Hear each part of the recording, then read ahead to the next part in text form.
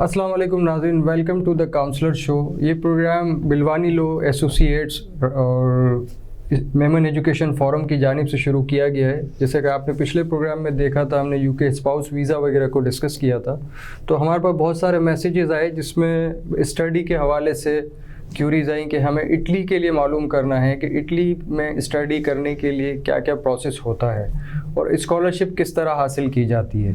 इसी सिलसिले में मैंने आज दावत दी है सर अहमद सईद अख्तर साहब को, जो कि स्टूडेंट काउंसलर हैं और इटली एजुकेशन पे एक अच्छी एक्सपीरियंस रखते हैं। बहुत सारे स्टूडेंट को इन्होंने काउंसिल किया है और बहुत सारे स्टूडेंट्स इनके इटली में इस वक्त एजुकेशन हासिल कर रहे हैं।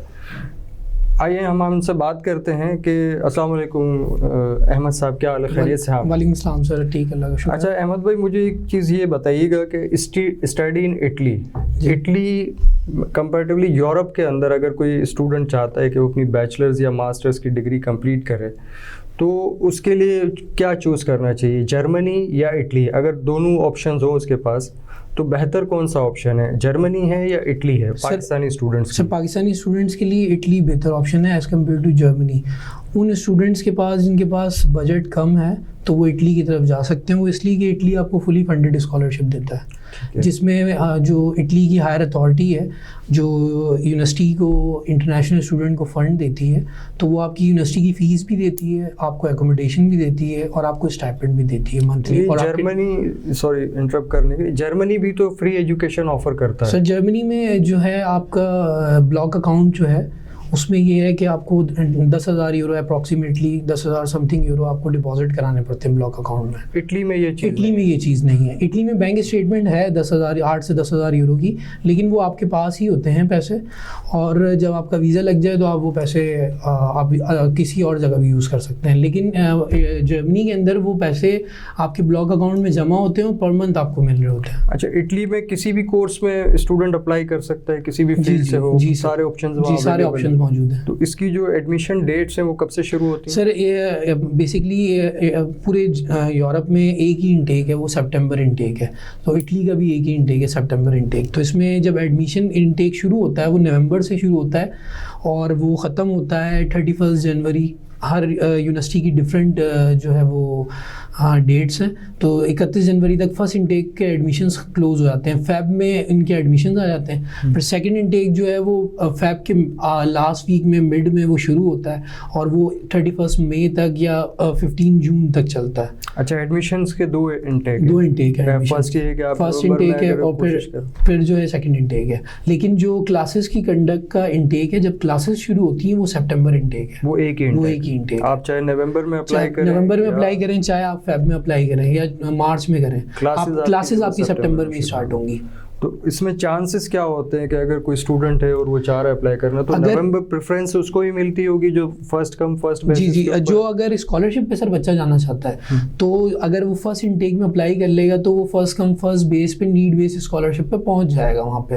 क्योंकि इटली में जो बच्चे स्कॉलरशिप पे विद इन टाइम पहुँचते हैं, क्योंकि स्कॉलरशिप की डेडलाइन खुलती है सर मई में ऑनलाइन अप्लाई करने के लिए, और आप वीज़ा प्रोसेस हो जाए, आपका DUV प्रोसेस हो जाए, तो आप वीज़ा लेके जब पहुंचेंगे आपको किसी भी हाल में अगस्त में या सितंबर के फर्स्ट वीक में इटली मौजूद होना चाहिए आप। अच्छा, ताकि जो है आपको स्कॉलरशिप मिल सके। तो स्कॉलरशिप हासिल करना इतना ही आसान है जैसे कि आप बता रहे हैं कि सिंपल प्रोसेस है या उसके लिए कॉम्प्लिकेशन? सर सिंपल प्रोसेस है, अगर आप विद इन टाइम चीज़ें करेंगे तो इंशाल्लाह आपको स्कॉलरशिप मिलेगी और आपकी डॉक्यूमेंटेशन और आप एलिजिबिलिटी क्राइटेरिया को फॉलो कर रहे हो। तो थोड़ा सा एलिजिबिलिटी आप बताएंगे स्टूडेंट्स को कि क्या मिनिमम एलिजिबिलिटी है कि वो ये एक्सपेक्ट करें स्कॉलरशिप हासिल कर लेंगे? हाँ सर, स्कॉलरशिप हासिल करने के लिए इटली के अंदर नीड बेस्ड स्कॉलरशिप उन बच्चों को मिलती है जिनके फादर की एनुअली इनकम 10,000 यूरो से कम हो। मिनिमम 10,000 यूरो से लेस देन उनके जो फादर हैं या उनके गार्डियन उनकी इनकम कम हो, यानी कि तकरीबन 18 से 20 लाख रुपए से कम है। अगर कम है तो वो एलिजिबल है कि स्कॉलरशिप वो एलिजिबल है कि वो स्कॉलरशिप के लिए अप्लाई कर ले।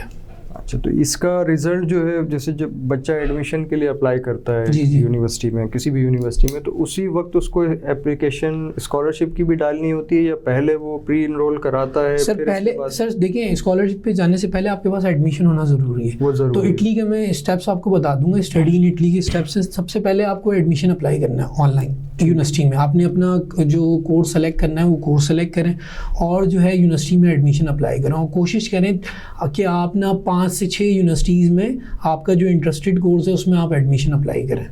अच्छा, मिनिमम कितनी सीजीपीए मास्टर्स के लिए चाहिए होती सर, है? और इंटरमीडिएट अगर कोई स्टूडेंट सर, है वो बैचलर्स के लिए जाना सर मैं चाह आपको रहा है? इसको थोड़ा सा एक्सप्लेन कर देता हूँ कि मिनिमम जो CGPA अगर मास्टर्स के लिए हम लोग बात करें तो मिनिमम 2.5 हो। 2.5। 2.5 और अगर आप बच्चा बैचलर्स पे जा रहा है तो मिनिमम 60% उसकी हो। 60% जी, उसकी परसेंटेज परसेंटेज साइंस के अंदर या ओवरऑल 60%? ओवरऑल से, अगर वो साइंस से कर रहा है या कॉमर्स से कर रहा है, किसी भी सब्जेक्ट मेजर सब्जेक्ट में एटलीस्ट सर ओवरऑल उसकी 60% होनी चाहिए। ओवरऑल 60% होनी चाहिए।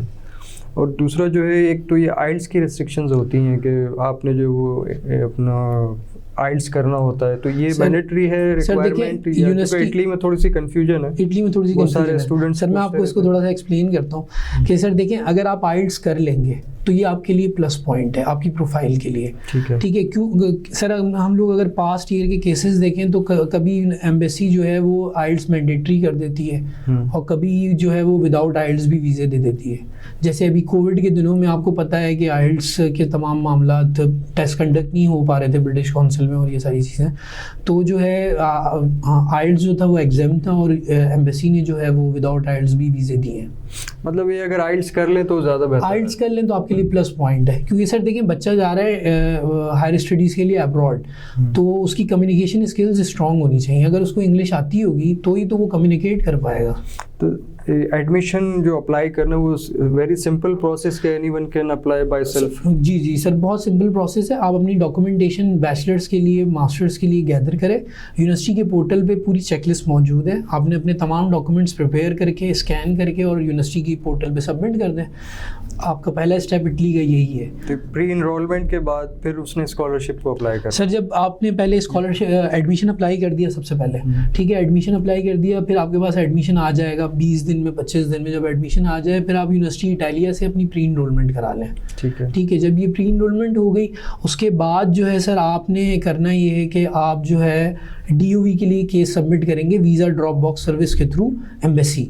ठीक है। ठीक है सर, तो DOV अप्रॉक्स आ जाता है 45 to 60 डेज़ के अंदर अंदर, इससे पहले भी आ जाता है depending upon the workload to the embassy. ठीक है सर, जब DOV आ गया तो आपको मैंने जैसे पहले भी बताया कि मई के अंदर जो है एप्लीकेशंस ओपन हो जाती हैं स्कॉलरशिप के लिए। स्कॉलरशिप के लिए हर रीजन की अलग अलग डेट्स हैं सर, लेकिन जो मैं आपको शेड्यूल बता रहा हूँ मई से लेके वो जुलाई के मिड तक ओपन रहती हैं। अच्छा। और फिर इसकी लिस्ट जो है वो अगस्त के आखिरी वीक में, सितंबर के फर्स्ट सेकंड वीक में लग जाती है। तो जो बच्चा वीज़ा लेके विद इन टाइम पहुंच जाएगा अपने तमाम डॉक्यूमेंट्स के साथ और जो है वो अपनी लीगलाइजेशन करवा लेगा, ट्रांसलेशन करवा लेगा और उसकी DOV कंप्लीट होगी, वीज़ा फाइल भी कंप्लीट होगी तो उसको स्कॉलरशिप मिल जाएगी। मतलब स्कॉलरशिप उसका एडमिशन के बाद अप्लाई होगा? मई में अप्लाई होगा? मई में अप्लाई होगा। पहले वो अपना एडमिशन अप्लाई सिक्योर करेगा एडमिशन, उसके बाद जो है वो सर अपनी प्री इनरोलमेंट कराएगा यूनिवर्सिटी इटालिया से, फिर DOV के लिए केस सबमिट करेगा। ठीक है सर, DOV के बाद स्टेप है कि वो पोर्टल खुल जाएगा स्कॉलरशिप के लिए, तो वो अपनी रीजन में जिस यूनिवर्सिटी में जो, जैसे मैं ऐसा लेट सपोज आपको एग्जांपल देता हूँ, एक यूनिवर्सिटी ऑफ ब्लॉगना, वो हायर अथॉरिटी जो है उसकी वो एर्गो है। ठीक है, एर्गो जो है वो इंटरनेशनल स्टूडेंट को फंड करती है हायर स्टडीज़ के लिए, मास्टर्स हो, बैचलर्स हो या PhD के लिए। तो जो हायर अथॉरिटी है वो एर्गो आपको जो फंड करेगी तो उसका पोर्टल मई में ओपन होगा आपके पास।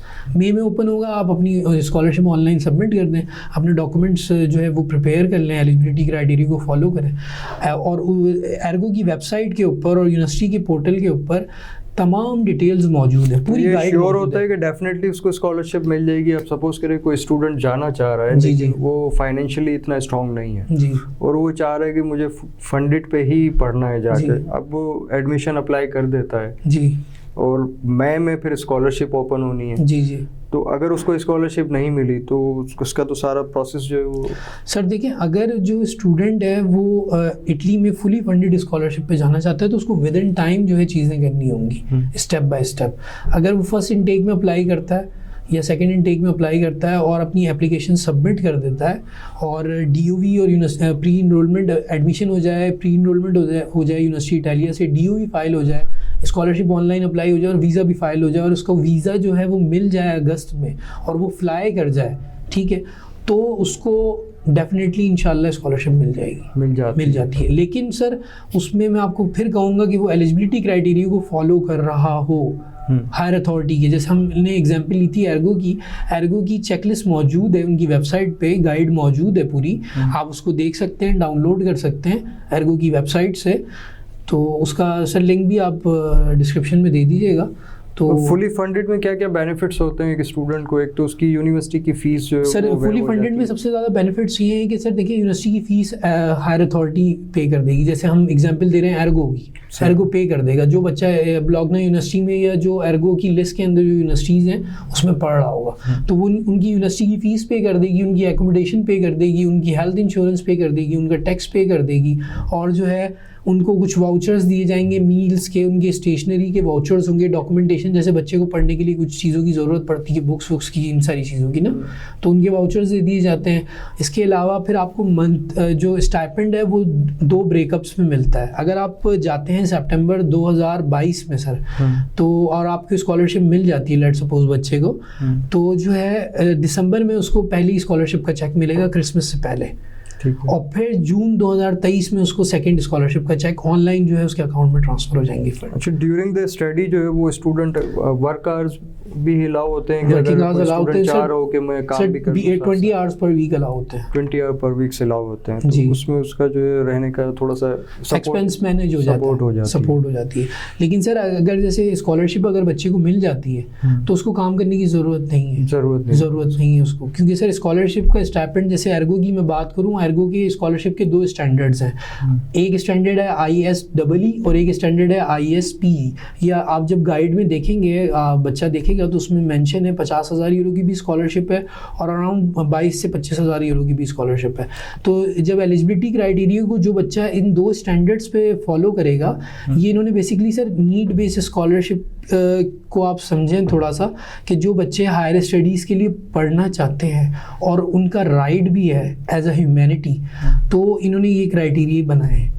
तो ये अगर स्कॉलरशिप सपोज करें किसी स्टूडेंट को मिल जाती है और फिर भी वो चाह रहा है कि मैं कुछ और एक्स्ट्रा अर्न कर लूं, तो सर वो मतलब उसको अलाउ है वो कर सकता है। मतलब ये तो नहीं है कि अगर उसको स्कॉलरशिप मिल गई है तो वो फिर 20 आवर्स वर्क नहीं कर सकता? नहीं सर, ऐसा कुछ भी नहीं। उसको 20 घंटे अलाउ होते हैं, रिस्ट्रिक्शंस नहीं है, 20 घंटे अलाउ है, उसी में उसने काम करना है। इसके अलावा वो 20 घंटे से ज़्यादा काम नहीं कर सकता सर। ठीक है, बहुत बहुत शुक्रिया सईद साहब। इंशाल्लाह फिर आपसे बात होती रहेगी मुख्तलिफ कंट्रीज़ के हवाले से।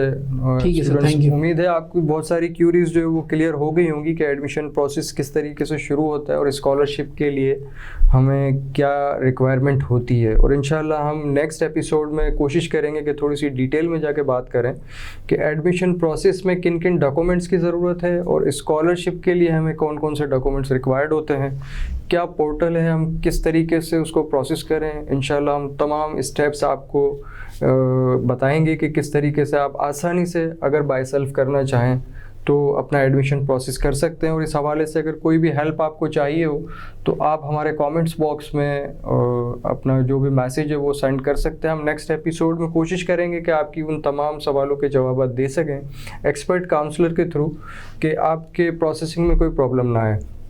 बहुत बहुत शुक्रिया, देखते रहिएगा हमारा प्रोग्राम द काउंसलर। अस्सलाम वालेकुम।